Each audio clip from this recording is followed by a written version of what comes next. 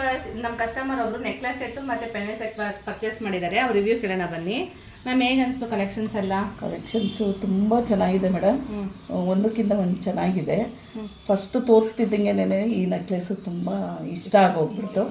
But ನಿಮಗೂ ಕೂಡ ಇದರಲ್ಲಿ ಚೂಸಿ ಟೈಪಲ್ಲಿ ನಿಮ್ದು ಇರೋದ್ರಿಂದ ನಮಗೆ ಸೆಲೆಕ್ಷನಲ್ಲಿ ಕೊಟ್ಟಿದ್ದೀರಾ, ಅದು ನನಗೆ ತುಂಬ ಇಷ್ಟ ಆಯಿತು.